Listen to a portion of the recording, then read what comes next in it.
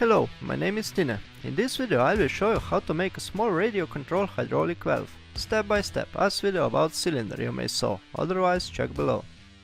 Before we start making them, just a few basic about hydraulic. There are many good videos about hydraulic here on YouTube, so I will be really short. Okay, hydraulic always work on same way, from smallest to biggest. Basic components is oil tank, pump, optional pressure relief valve and a cylinder. This is most basic scheme for control the dual action cylinder.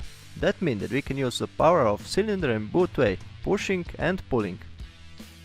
Now we need to connect these hydraulic components with the hose. First and always is a line from a tank to pump. There come filters, but I say I'll be short. Next is the line from pump to pressure relief valve. In the radio control hydraulic we can use electronic instead of this component, so the motor runs only when you open the valve. More you open the valve, the faster motor runs. We can make that with a mixer and radio. Okay, that component we can set on the pressure we want to have in our system. The excess oil will flow back into tank, so we got stable pressure in the system. Let's say that we got set it to about 15 bar of pressure for LC hydraulic. From pressure relief valve we connect hose to a valve. But in that case the valve is closed in all ways, so the oil just circulates through the pump, pressure relief valve and back to tank. Hydraulic valve got always at least 4 connections. One is for the pressure from a pump and second is for a turn line back to tank. And the other 2 lines go to a cylinder. The valve is now closed, but if we change its position we open the line from a pressure to cylinder and release the other line from a cylinder to tank. Oil can go now through the valve on back side of cylinder, so it will open or extend. Oil from other side of cylinder go freely into tank. When we release the valve into middle point there are all 4 lines blocked, so the cylinder will hold its position even if we make a force on them. Meanwhile oil just circulates through the pump, pressure relief valve and back to tank. What's happened when we move valve on other side? We just switch the output from the valve. Pressure now go to the front of the cylinder so it will close. The oil from the back of a cylinder will get a free line to a tank. That's it. Hydraulic is really simple until it works like it must, but pretty soon become a nightmare. Who work with will know what I'm talking. Here I got the cylinder I make last time and complete hydraulic generator for RC snowplow, controlled with a single channel. This generator includes oil tank, pump, valve and a switch for a motor. I don't got here pressure relief valve, so when we open the valve with the same servo activate also the switch for the motor. Simply and easy solution to control hydraulic with a single channel. But with that setup we lose the proportional function. That means that we can control the speed of cylinder. In this case it's just full open, close or full open in other side. For this project I make a few plans for easier work. I make 2 type, 25 and 30 mm, but you can easily make also smaller or bigger. I make here dimensions like 5 or 10 mm for really easy work. All these plans I will share freely as quality JPG files, so you got everything you need to make one yourself. This is complete valve make out of 3 parts. I named them as base part, bottom part and a piston. Here I assemble together and make some motion so you can see how easy it works. There are many different type of valves, but in short this valve is rotary dual action proportional valve. That means that we can control direction and speed of cylinder. I make transparent bottom here so you can see how it works. On bottom part we got 4 holes, one come connected to a pump, another opposite one to a tank. Other 2 holes from the side come to a cylinder. We can also switch them, but I like to use sides of 2 for a cylinder because they are less likely to leak. In that case we got all 4 lines closed, so cylinder holds its position. What's happened when we rotate the valve? 2 by 2 lines become connected, so oil can go from a pump to a cylinder and from other side of cylinder through the valve direct to tank. If we rotate the valve on other side we also connected 2 by 2 lines, just in opposite direction. Here we can see that this is proportional valve, because we can open it just a bit so we can control the flow of oil. That means speed of a cylinder, power of cylinder stay the same. I got a lot of dead bend in that valve. That's because I make that groove into piston by 90 degree. If you want to have less dead bend, just make this groove longer, like 110 to 112 degree. You just need about 4 mm flat surface in the middle so it can cover the hole. Enough theory, let's get to work now. I'll make bigger 30 mm valve for easier presentation. So I'll need a 30 mm or more aluminium rod for a housing, 20 mm or more brass bar for a piston and 4 mm hex brass rod. I'll use them for a pipe connections. First of all, I'll make a base part, so I clamp 31mm aluminium rod into a lathe, face it and turn to diameter 30mm. Then drill the center and continue with 5mm drill, at least 10mm deep. Now bore the hole from end 20mm diameter and 5mm deep. Make chamfer inside for the seal. I draw 1mm here on plans, but it's all depends on the type of seal you used. I come back later to this chamfer. With 45° knife cut the edges, but just that much that they're not sharp. You can also use a piece of sandpaper. So far I got this. Now we need to drill 4 holes around, but for that we need to divide circle in 4 pieces, so we can drill the holes every 90°. I just quickly show you how to make some kind of primitive dividing or mini lathe. I got here magnetic indicator on the lathe which show the position. On the chuck flange I got marks to divide circle by 3, 5 and 6 divides, so I must make new mark for 4 divides or 90°. I take a strip of paper and tape it to some point on a flange.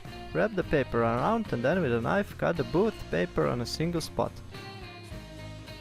The length of that paper is pretty accurate circumference of the flange. I need to divide circle to 90°, that means 4 pieces. So I just measure the total length of the paper and divide it by 4. I got result 63, so every 63mm I make a mark and that's it. Now tape paper back to flange and you got mark on every 90°, but I'll transfer marks with a tiny dot so I can use it for next time. Now mount the drill, set the height, insert 2mm drill into and find the center of workpiece.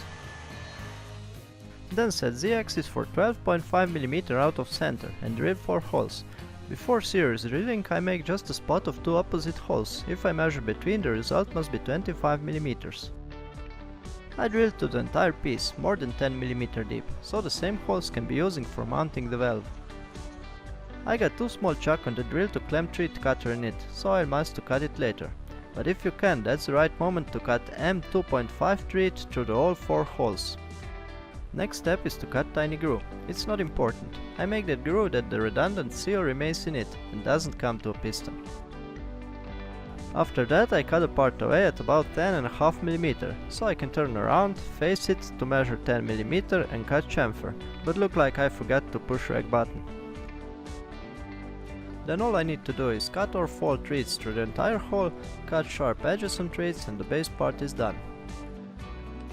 If we follow the plans we should get something like this. Part 1 of tree is done, so I can start making bottom part, but before, clean that mess.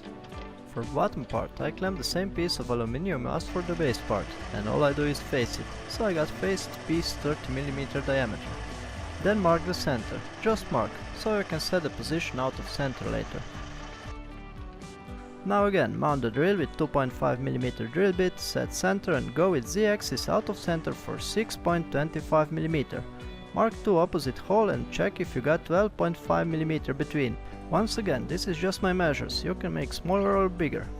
When the measure is okay, drill 4 holes on every 90°, at least 5mm deep. Then cut M3 treat into these 4 holes.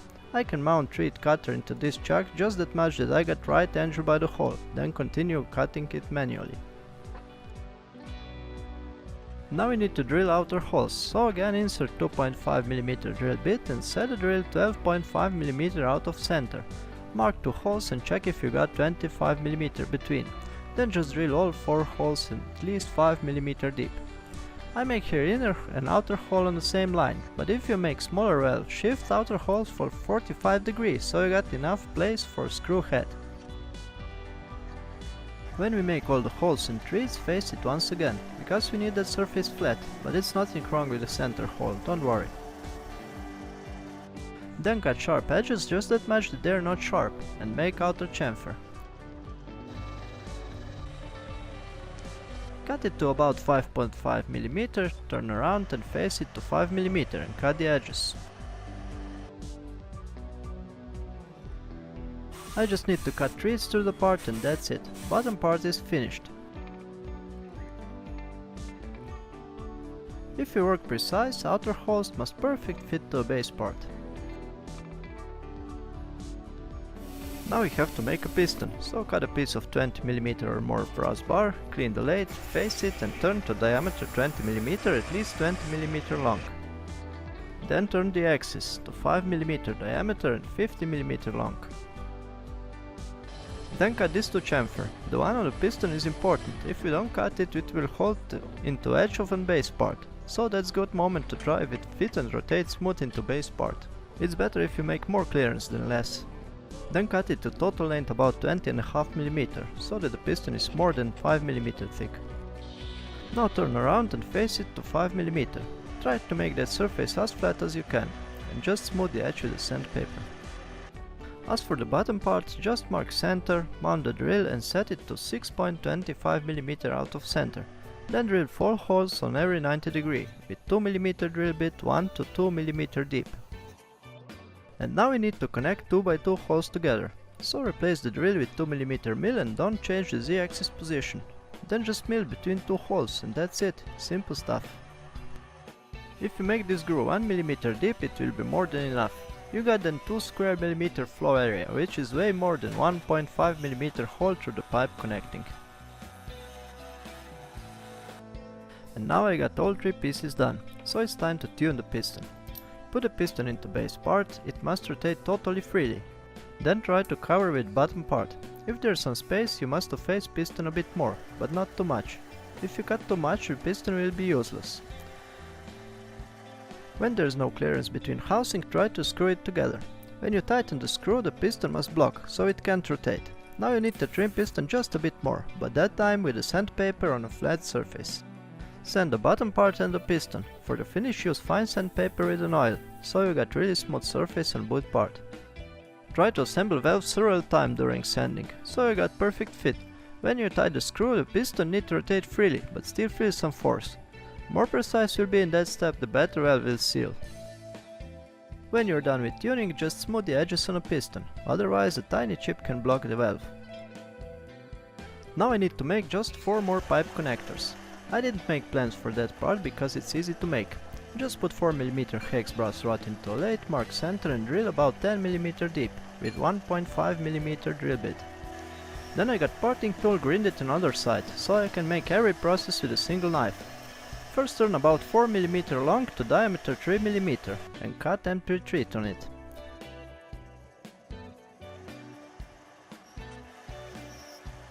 Leave 1 or 2mm hex for decay and make 2 or 3 teeth on the end. Dimension adjust the pipe you're going to use, and that's it. It will hold the pipe rock solid. Now I got all the parts I need to assemble the valve. Let's check it once again. Base part, bottom part, piston and pipe connections. First of all, mount the seal on the piston. I make plans for 1mm O-ring with inner diameter 5mm and outer 7mm. But all I got right now is 2mm O-ring, so it don't fit into base part. But that's no problem, I just increase the chamfer into base part for 1 more millimeter.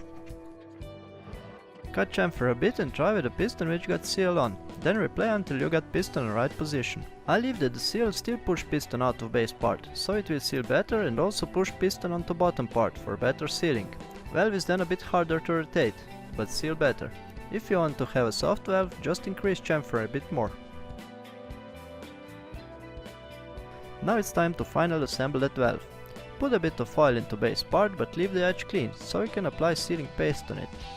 When we screw it together, the seal will push out on both sides. That's why I make that tiny groove, to stop redundant seal and prevent to block the piston. Tight all 4 screws evenly and wipe the exit seal. The valve is now finished and must rotate freely. I just make a handle for easy rotate. Usually there come a coupling to a servo motor.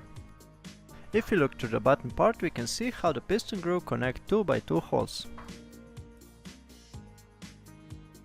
Then apply a bit of sealing. I use Loctite 518 and screw all 4 pipe connectors. As I say, you can connect cylinder on any 2 opposite connectors, but I mark here which 2 is for the cylinder, because if we use 2 closed holes and not the one with the piston groove under, we got more chance to seal the cylinder side, which is more important if you want to hold position of loaded cylinder. Let's make a test now.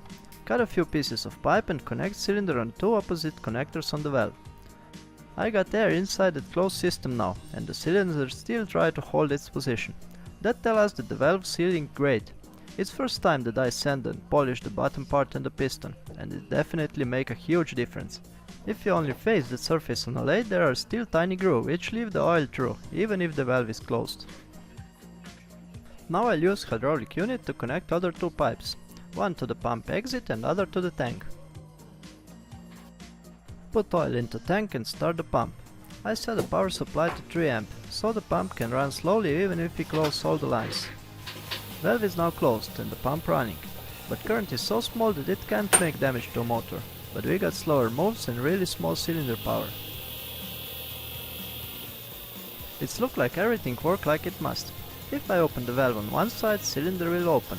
Move valve on other side, cylinder will close. If I open just a bit, cylinder moves slowly.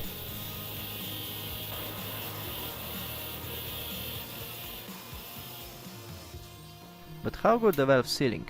I tried that, so I extend the cylinder and close the valve, then make force on them at least 30 kg for a few seconds, and it's not changed its position, so I think it's good. Definitely best valve out of 2 I make. Now connect to a battery. Making that without pressure relief valve is a funny way to get smoke out of motor, so I run motor to about 50% of power.